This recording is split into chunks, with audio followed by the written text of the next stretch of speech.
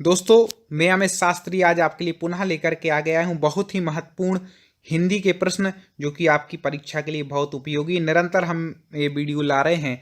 बहुत से वीडियो पहले आ चुके हैं, आगे भी आने वाले हैं। इसलिए आप हमारे यूट्यूब चैनल सब्सक्राइब कर लें। इसी चैनल के माध्यम से हम पूरी तैयारी आपको हिंदी की करा रहे हैं। तो चलिए शुरुआत करते हैं।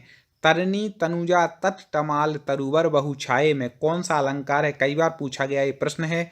ऐसे ही बहुत ही महत्वपूर्ण प्रश्न हम लाते हैं। कमेंट में आप भी हमारे बताने पहले उत्तर बताते जाएं।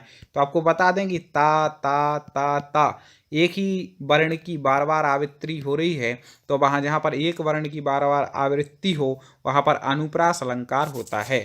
ठीक है, तो इसका उत्तर डी ठीक हो जाएगा। आगे, 52 के तोले पाव रत्ती का क्या अर्थ है? जल्दी से कमेंट में आप उत्तर बताएं। तो 52 के तोले पाव रत्ती मतलब बिल्कुल ठीक हिसाब होना। ठीक है, तो इसका यही पर ये मुहावरे का अर्थ हो जाएगा। आगे, शेर के कान कतरना मुहावरे का क्या अर्थ है? ये कई बार आपने सुना होगा, तो आपको बता दें।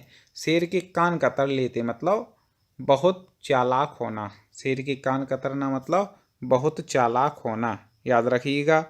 आगे बढ़ते हैं, बहुत महत्वपूर्ण प्रश्न है। सुरीला का विलोम क्या होगा? सुरीला मतलब जिसका स्वर अच्छा हो, तो अब इसका विलोम क्या हो जाएगा? बेसुरा। सीधा सीधा अपन को लगाना है। सुरीला का विलोम क्या हो जाएगा? बेसुरा। आगे, निम्नलिखित में से कौन सी पूर्वी हिंदी की बोली है? तो आपको बता दें कि जो पूर्वी हिंदी की बोली इन चार में से है वह क्या है? बघेली। वह क्या है? बघेली। ठीक है, इस बात को आप याद रखिएगा, क्योंकि पूर्वी हिंदी के अंतर्गत आती है अवधी, बघेली और छत्तीसगढ़ी। इसके लिए हमने ट्रिक आपको बताई है।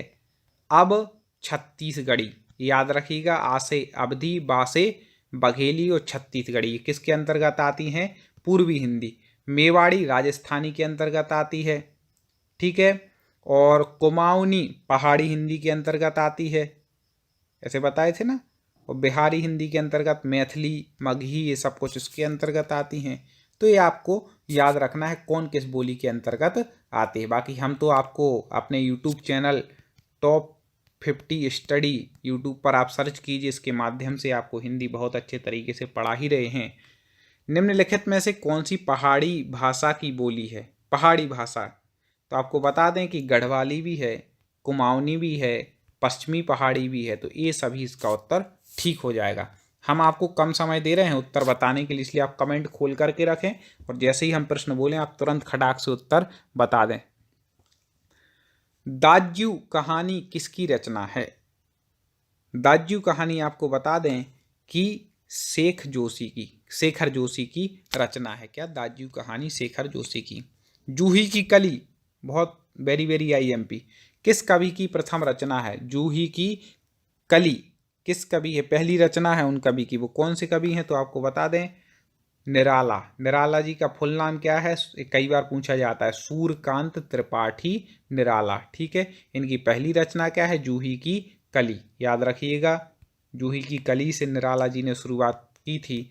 अब जो जूही की कली होगी वो तो निराली तो होगी। ठीक है, तो निराला जी की पहली रचना है। अगला है, ऋणजल धनजल किसका रिपोर्ट ताज है?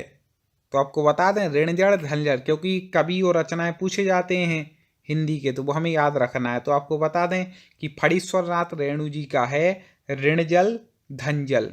ठीक है, हमने ये ट्रिक में बताया था पिछले वीडियो में, क्योंकि कई सारे वीडियो आ चुके हैं कि रेणु का अर्थ आप लगा लें एक प्रकार से रेत, तो रेत में ऋणजल करेंगे और धनजल डाल देंगे। ठीक है, इस प्रकार से कुछ भी आप लगा सकते हैं। आगे, कौन सी रचना रेणु जी की नहीं है?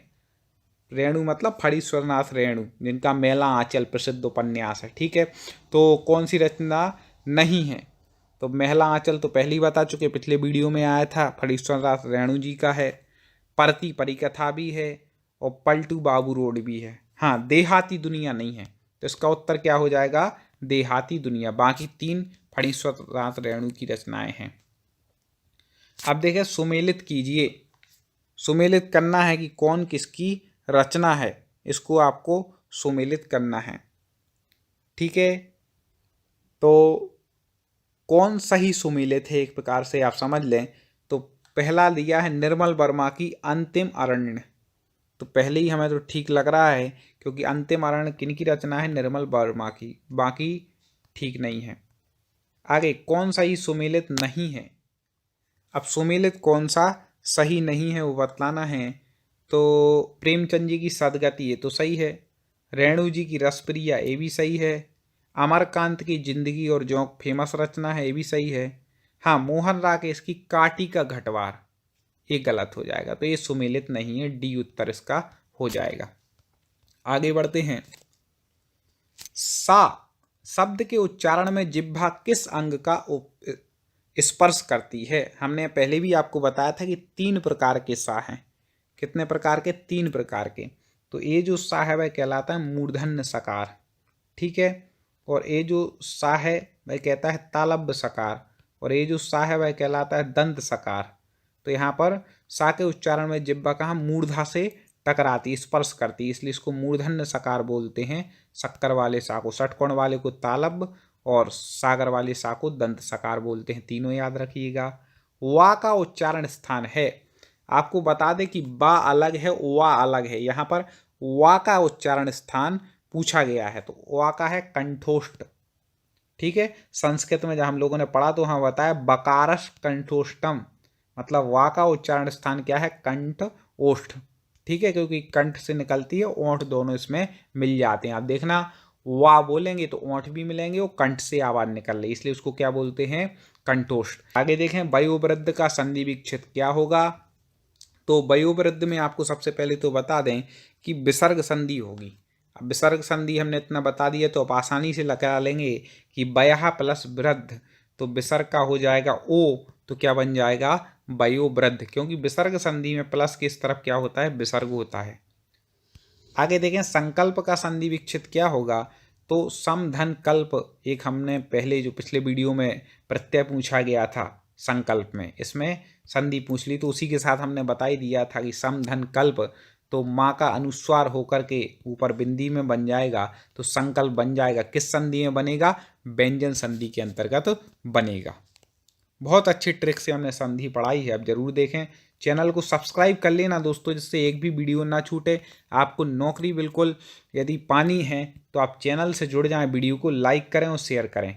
भोधन अन का सही संधि है, भो का हो जाएगा भव, और ना तो भवन शब्द बन जाएगा। किस संधि का, अयादि संधि का। अयादि संधि की ट्रिक बताई कि 3 शब्द होंगे, कोई मात्रा नहीं होगी, देख लीजिए 3 शब्द है, मात्रा नहीं है, भवन।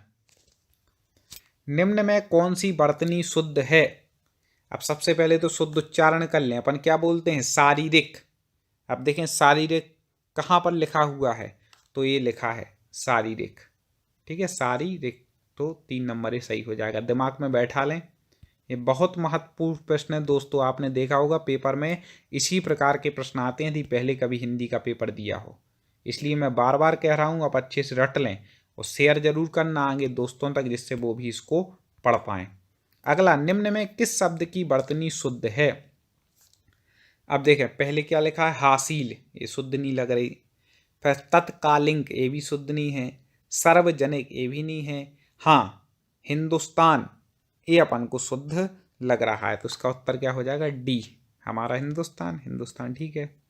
आगे, राम बहुत तेज विद्यार्थी है, इस वाक्य में बहुत क्या है, ठीक है, इस वाक्य में बहुत क्या है, राम बहुत तेज विद्यार्थी। तो आपको बता दें कि तेज यहाँ पर विशेषण है, और विशेषण की भी विशेषता बतला रहे हैं, इसलिए उनको क्या कहते हैं, प्रविशेषण। जो विशेषण की विशेषता बतलाते हैं उनको क्या कहते हैं, प्रविशेषण। तो जैसे राम तेज विद्यार्थी है, तेज क्या हो जाएगा, विशेषण, लेकिन यहाँ पे बहुत और जोड़ दिया तो क्या हो गया, प्रविशेषण, क्योंकि इसने तेज विशेषण की भी विशेषता बतला दी, ठीक है, याद रखिएगा। और इसमें जो शब्द दिए जैसे क्रिया विशेषण, तो जो क्रिया की विशेषता बतलाते हैं, विशेषण यहाँ पर तेज है, तो इस प्रकार से होते हैं। आगे देखते हैं, सुख दुख के मधुर मिलन से यह जीवन हो परिपूर्ण, फिर घन में ओझल हो शशि, फिर राशि में ओझल हो घन। इन पंक्तियों में किस अलंकार की व्याप्ति है।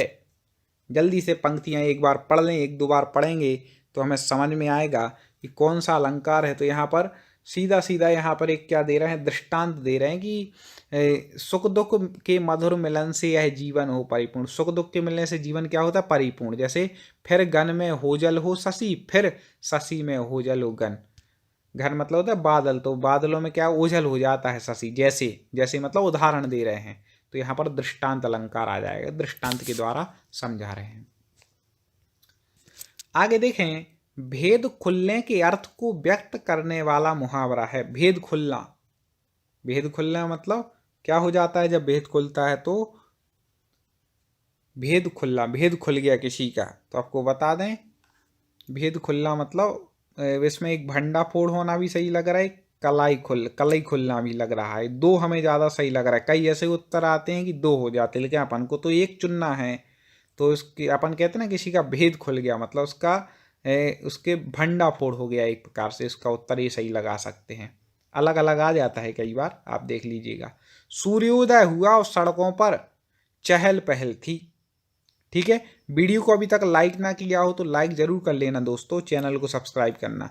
तो सूर्योदय हुआ है और सड़कों पर चहल पहल थी, कैसा वाक्य है, और लग गया बीच में। हमने आपको बताया था कि जहां पर और बीच में लग जाए, दो वाक्य जुड़ जाए, तो वहां पर क्या होता है, संयुक्त वाक्य होता है। इस प्रकार से हम महत्वपूर्ण प्रश्न लाए और आगे भी निरंतर लेकर के आ रहे हैं। पहले बहुत सारे वीडियो हमारे टॉप 50 स्टडी चैनल पर अपलोड हो चुके हैं, आप जरूर प्लेलिस्ट में जा कर के देख लीजिए। अगले वीडियो में पुनः मुलाकात करते हैं।